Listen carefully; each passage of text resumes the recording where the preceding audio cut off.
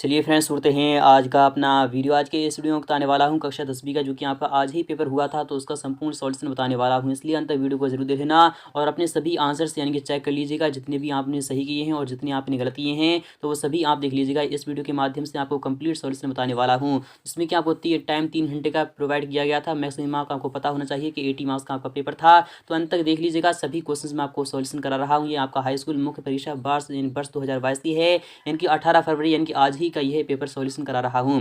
तो आपके सामने निर्देश भी आप यहां पर पढ़ लीजिएगा। यहां पर बात करें पहले वाले क्वेश्चन की, तो पहला वाला क्वेश्चन आपका इस प्रकार से था। यहां पर क्या कह रहा है आपको देखना होगा और समझना होगा। यहां पर पहला वाला क्वेश्चन है कि सही विकल्प आपको चुनकर लिखना होगा। तो सही विकल्प आपको चुनकर लिखना है, जिसमें कि पहला वाला क्वेश्चन आपका इस प्रकार से था कि सूरसागर के रचनाकार कौन है। तो हम जानते हैं सूरसागर के जो रचनाकार हैं वह सूरदास थे। ऑप्शन नंबर आपका क्या हो जाएगा, तो थर्ड वाला यहाँ पर बिल्कुल ही राइट हो जाएगा। यहाँ पर बात करें नेक्स्ट वाले क्वेश्चन की, तो क्वेश्चन नंबर वाली काफी महत्वपूर्ण था। ये भी आपके एग्जाम में आया था, तो आज ही आया था। तो आप यहाँ पर इसे चेक कर लीजिएगा कौन सा आपने सही लगाया है। प्रवंचना का शाब्दिक अर्थ क्या होता है, तो घृणा होता है। ऑप्शन नंबर आपका सेकंड वाला यहाँ पर यदि जिसने सही लगाया होगा तो उसका आंसर सही हो जाएगा। यहाँ पर सवाली क्वेश्चन की बात नहीं, यहाँ पर कह रहा है कि करुण रस का स्थायी भाव क्या होता है। तो आपको पता होना चाहिए करुण रस का जो स्थायी भाव होता है वह शोक होता है। क्या होता है, शोक होता है, आपको पता होना चाहिए। यहाँ पर दावाली क्वेश्चन की बात करें, यहाँ पर क्या कह रहा है आपको देखना होगा और समझना होगा कि शहर के मुख्य चौराहे पर नेताजी सुभाष चंद्र बोस की प्रतिमा लगवा दी गई, व्यापारी द्वारा या फिर प्रशासनिक अधिकारी द्वारा या फिर किसान द्वारा या फिर वकील द्वारा। तो हम जानते हैं ऑप्शन नंबर आपका बवाला यहाँ पर बिल्कुल राइट था। सुबह के जो मैंने आपको जो पेपर बताया था उसमें ये क्वेश्चन पूछा गया था। यदि आपको पता है तो जरूर बताइएगा, यानी कि जो सही सही किया है तो आपको ये जिसने सेकंड वाला ऑप्शन लगाया होगा उसका ही आंसर सही हो जाएगा। यहाँ पर क्वेश्चन नंबर ई की बात करें तो यहाँ पर आ रहा है, यहाँ पर कह रहा है दशानन में कौन सा समास है। तो हम जानते हैं दशानन क्या होता है, अर्थात 10 मुखों वाला, यानी 10 मुखों यानी कि 10 है आनंद, जिसके अर्थात क्या है रावण, यानी कि रावण अर्थात आपका क्या आ जाएगा। यहाँ पर बहुब्रीहि समास है। कौन सा है, बहुब्रीहि समास है। यहाँ पर क्वेश्चन नंबर ई की बात करें, यहाँ पर था आपका भोलानाथ का असल नाम क्या था। तो आपको मैंने सुबह वाले क्वेश्चन में भी यही बताया था कि भोलानाथ का नाम आपसे पूछा जाएगा। तो क्वेश्चन ई का आपका जो आंसर हो जाएगा वह क्या हो जाएगा, तो आपको यहाँ पर पता होना चाहिए क्या नाम था। तो नागेश्वर था। क्या था, तो आपको नागेश्वर नाथ, यानी कि ऑप्शन नंबर आपका क्या था, ऑप्शन नंबर आपका थर्ड वाला यहाँ पर बिल्कुल ही राइट था। यहाँ पर सेकंड वाले क्वेश्चन की बात करें तो सेकंड वाला भी क्वेश्चन आपका काफी महत्वपूर्ण था। यह क्वेश्चन आपको अच्छे प्रकार से देख लेना है, सही जोड़ी मिलान आपको करना है। स्तंभ का और स्तंभ खा आपके सामने इस प्रकार से हैं। तो संस्कृति किस पर चले जाएगा, तो आपको यहाँ पर बता चलूँ संस्कृति किस पर चले जाएगा, तो आपका आंसर आ जाएगा नागेश्वर। किस पर चले जाएगा, तो आपका भवंत आनंद पर चले जाएगा। किस पर चले जाएगा, तो भवंत आनंद, यानी कि आपका यहाँ पर इस वाले पे ये है आपका पहले वाले का था। यहाँ पर बात करें कन्यादान क्या है, तो कन्यादान यानी कि ऑप्शन नंबर आपका बवालिक। यहाँ पर बात करें तो यह आपका ऋतुराज पर चले जाएगा। किस पर चले जाएगा, तो ऋतुराज, यानी कि यहाँ पर सेकंड वाला था। यहाँ पर बात करें, यहाँ पर कह रहा है मैं क्यों लिखता हूँ, ये क्या है, तो मैं आपको बता चलूँ मैं क्यों लिखता हूँ ये किसके द्वारा लिखित है, यह आपका अज्ञेय द्वारा लिखित है। किसके द्वारा है, तो ये अज्ञेय द्वारा लिखित है। आपकी यानी कि ऊपर की तरफ, यानी कि जो सीरीज चल रही है वह ऊपर की तरफ चल रही है। यहाँ पर बात करें, यहाँ पर अधिक बोलने वाला क्या होता है, तो आपको पता होना चाहिए अधिक बोलने वाला क्या होता है, तो उसे हम वाचाल कहते हैं। ये ऑप्शन में आपका पहले वाले पर चला जाएगा। और प्रत्येक चरण में 16 मात्राएं होती हैं, यह क्या है, तो ये आपकी लोकोक्ति हो जाएगी, यानी कि यहाँ आपके 5वें पर चला जाएगा।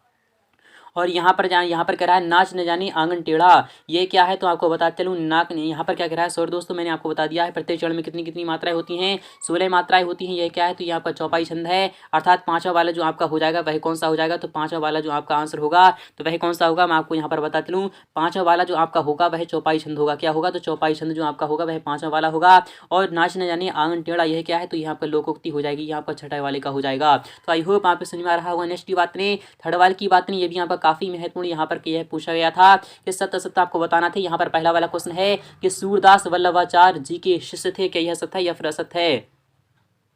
तो आपका आंसर कौन सा हो रहा है, मैं आपको यहाँ पर बताता हूँ सूरदास जो है वह वल्लभाचार्य जी, मैंने वल्लभाचार्य जी के शिष्य थे, इसलिए यहाँ पर क्या हो जाएगा, यहाँ पर बिल्कुल ही सत्य हो जाएगा। नेक्स्ट की बात यहाँ पर कह रहा है मूरत मधुकर इनके मनोहर देखिए पंक्ति में यमक अलंकार है, तो नहीं इसमें यमक अलंकार नहीं है, तो यहाँ पर क्या हो जाएगा, यहाँ पर बिल्कुल ही असत्य हो जाएगा। नेक्स्ट की बात यहाँ पर कह रहा है भगवान शाक यानी शाक मुनि अपना धर्मोपदेश यानी कि प्राकृतिक भाषा में देते थे, क्या यह सत्य है या फिर असत्य है, तो ये भी आपका बिल्कुल ही सत्य हो जाएगा। क्या हो जाएगा, सत्य हो जाएगा। नेक्स्ट की बात यहाँ पर क्वेश्चन बताइए, यहाँ पर क्या कह रहा है न्याय के अनुसार अनुसार आचरण करना।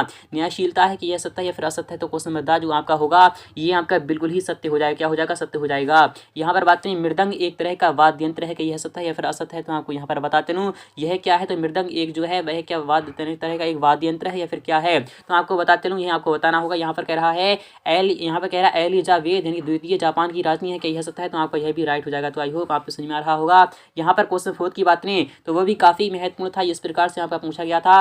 रिक्त स्थानों की आपको पूर्ति करना है। पहला वाला क्वेश्चन है कि दुख है न चांद खिला रात आने पर, तो यह क्या है, तो आपका आंसर आ जाएगा वसंत। क्या आ जाएगा? तो वसंत। जिसने वसंत लगाया है उसका आंसर बिल्कुल सही हो जाएगा। बावाली की बात नहीं। यहाँ पर लेखक स्वयं प्रकाश जी का जन्म जो हुआ था वह कहाँ पर हुआ था, तो आपका आंसर आ जाएगा। तो आपका आंसर क्या आ जाएगा, तो आपको यहाँ पर बताते हूँ। यहाँ पर जो आंसर होगा वह कौन सा हो जाएगा, तो लेखक स्वयं प्रकाश जी का जो जन्म हुआ था वह कहाँ पर हुआ था, वह इंदौर में हुआ था।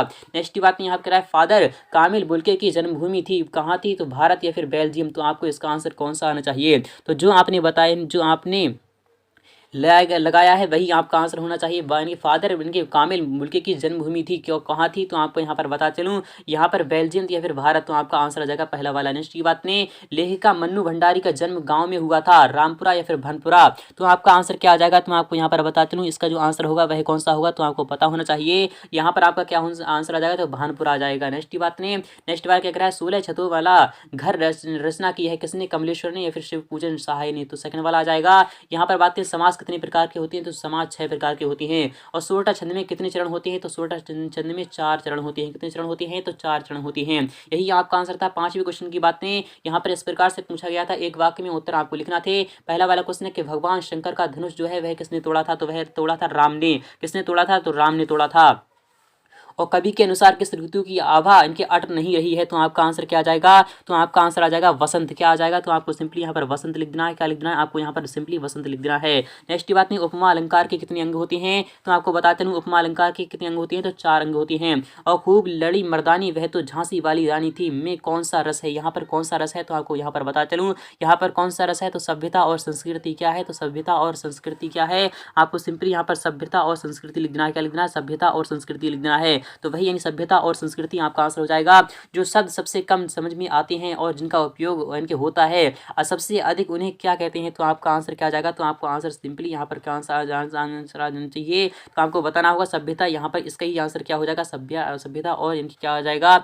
और आपको इस टाइप से आपको लिख देना। यहाँ पर कह रहा ये वाला क्वेश्चन है कि जापान की हिरोशिमा में कौन सा बम गिराया गया था, इसका भी सॉल्यूशन मैंने आपको सुबह बताया था। यह आपका आ जाएगा परमाणु बम। क्या गिराया था, तो परमाणु बम गिराया था।